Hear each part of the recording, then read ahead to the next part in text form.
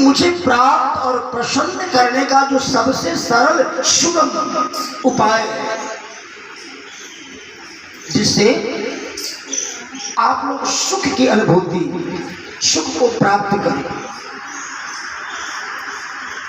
वह मात्र मेरा भक्ति है।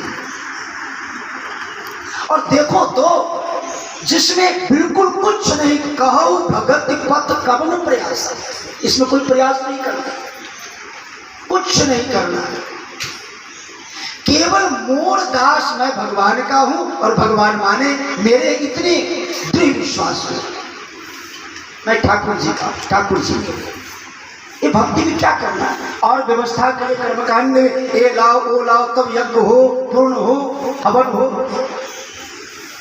उसमें भी थोड़ी मंत्र की त्रुटि हो गई, अशुद्धि हो गई तो कर्म फल में अंतर आएगा।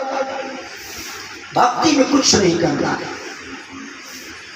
केवल और केवल ऐसा मान ले कि मैं प्रभु का हूं, प्रभु मेरे हैं, मैं ठाकुर जी का हूं, ठाकुर जी। देवर्षि नारद दुर्योधन के पास यही जाकर प्रश्न किया। दुर्योधन कहता है, हे देवर्षि नारद, ये सब मेरे हैं, सब मेरे। नारद जी ने कहा, दुर्योधन, ये मैं और मेरा का जो बोझ लेके तुम्हारे जीवन रूपी यात्रा हो रही है, ये डूबेगी। लेकिन युधिष्ठिर जी, श्री युधिष्ठिर कहते हैं कि हे नारद बाबा, हे देवर्षि नारद जी, जिनके द्वारा मैं संचालित हूं, व्यवस्थित हूं, वो सब उनका है। किनका है? चलिए। और नंदन श्याम सुंदर का श्री विग्रह प्रतिष्ठित था, सब इन्हीं प्रभु का। नारद जी ने कहा कि तुम्हारा कुछ है कि नहीं? युधिष्ठिर जी ने कहा मेरा भी है।